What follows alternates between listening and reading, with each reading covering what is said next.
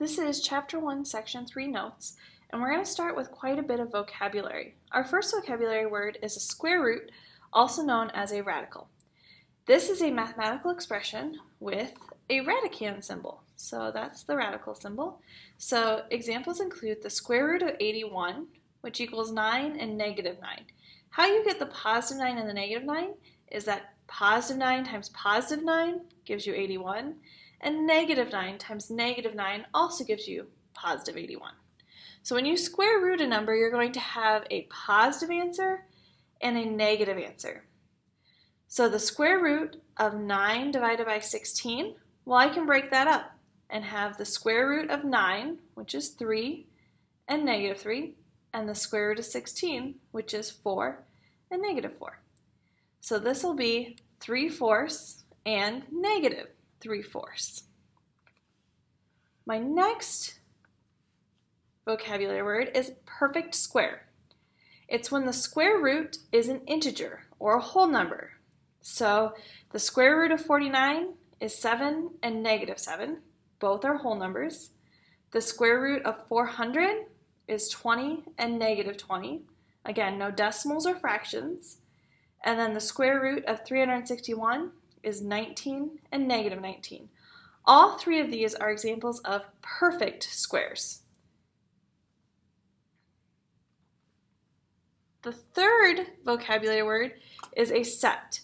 A set is just a collection of objects. So all the students in this classroom right now are a set, okay? All the coins that you collect are a set. A subset are elements, so specific elements from a given set. So in this classroom, maybe a subset would be all the 15-year-olds in this classroom. In your coin collection, a subset would be all the pennies. Okay, it's just a certain set of objects in the given collection. Next, we go to a rational number. A rational number is any number that can be written as a fraction. For example, you have whole numbers like 2. That can be actually written as 2/1. Okay, that's still a fraction. A more common rational number would be 1/2 or negative 4/5. As long as it can be written as a fraction, it's called a rational number. The next type of numbers is a natural number. It's the whole numbers without 0. So it actually starts at 1. So 1, 2, 3, 4, 5, 6, 7, 21, 32, 78. As long as it's 1 or above and doesn't have a decimal, doesn't have a fraction, it's going to be considered a natural number. So can natural numbers also be rational numbers? Well, sure. You see 2 here, I can be written as 2/1, and you see 2 here. So 2 would be an example of a number that's both a rational number and a natural number. So the next type of numbers we have are whole numbers. These are known as our counting numbers. So these include 0. 0, 1, 2, 3, 4, 5, 6, 7, 8, 27, 32, okay? Again, it's the same exact thing as a natural number, no decimals, no fractions, except for it now includes 0, and that's what we call a whole number. So again, with our example of 2, 2 can be a rational number, a natural number, and it's also a whole number, okay? So it can be considered all three of those. My next one is an integer. Integers are positive and negative numbers with no decimals.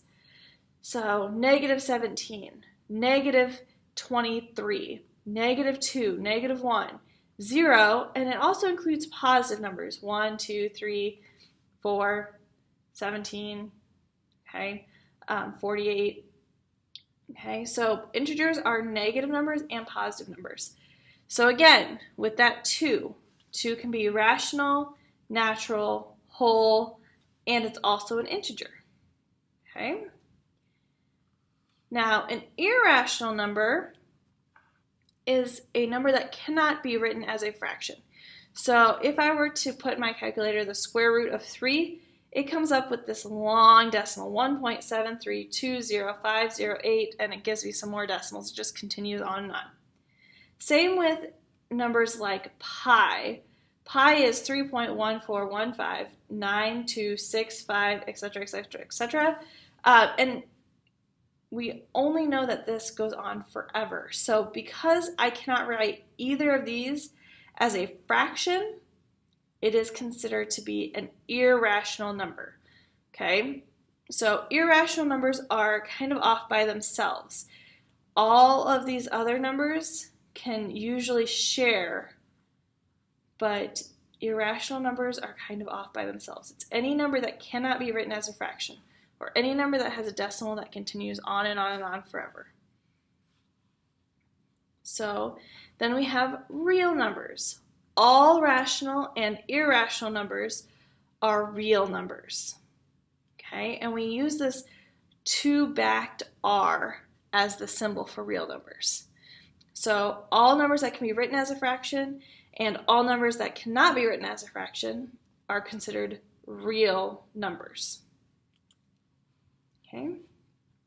Next, we have an inequality symbol. This is a mathematical sentence that has an inequality symbol in it.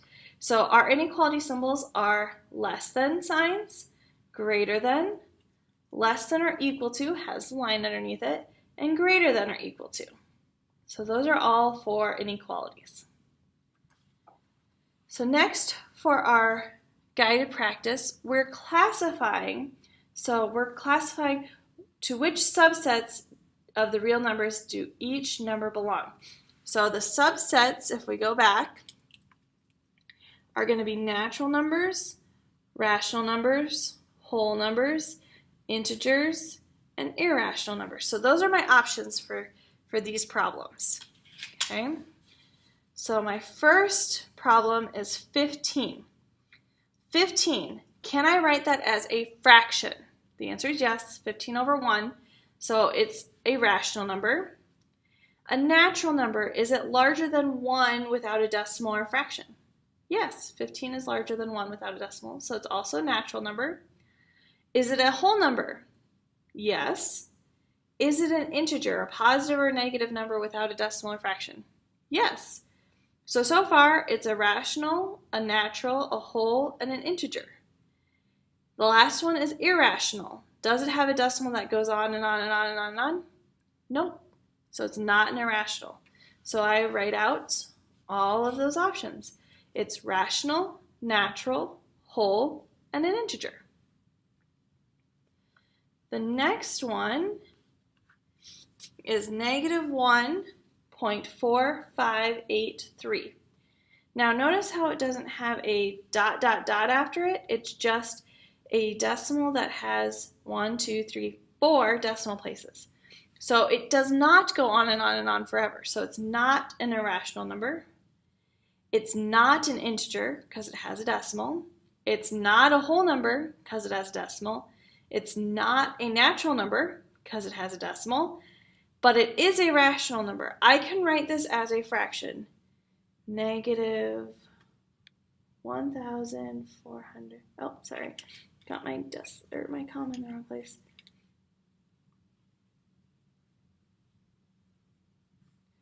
Divided by how many decimal places? 1, 2, 3, 4. So 1, 2, 3, 4.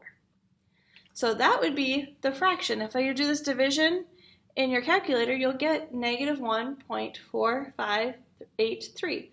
It doesn't look like a great fraction. It's an awfully large fraction, but I can still write it as a fraction because the decimals stop. If there were 3 dots here, ... saying that it goes on forever, then it would be an irrational number. Because I can write it as a fraction, it's going to be called a rational number. Okay? So any decimal that stops is rational. If it keeps going, it's irrational. So the next one, you can kind of get a hint. Negative, or the square root of 57. That's going to be 7.5498344 dot, dot, dot. Okay, this fills up my whole calculator screen, which means it goes on forever, so it's going to be irrational. Okay, so now we're going to do a little bit of comparing real numbers. So which ones are smaller, larger, in the middle? So this says, what inequality that can compare the square root of 17 and 4 and 1/3? So it helps me to get these as decimals. So the first thing I'm going to do is, in my calculator, I'm going to do the square root of 17, which is 4.1231056 dot, dot, dot, because it goes on forever. And 4 and 1/3 is 4.33333 repeated. So I can see that if I just look at the first number after the decimal point, it's 4.1, and I'm comparing that to 4.3. 4.1 is smaller than, so less than, 4.3. So as my answer, I can write it as the square root of 17 is actually less than 4 and 1/3. Okay. So the next part is writing the orders from least to greatest, then graphing them on a number line.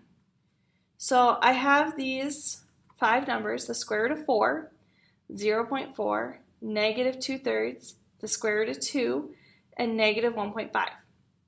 Anything that's not a decimal, that's the first thing I'm going to do, is actually get it as a decimal.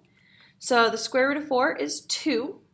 Negative 2/3 is negative 0.6 repeated. Square root of 2 is 1.4142, etc., etc., etc. It goes on forever. Okay, but these two are already decimals.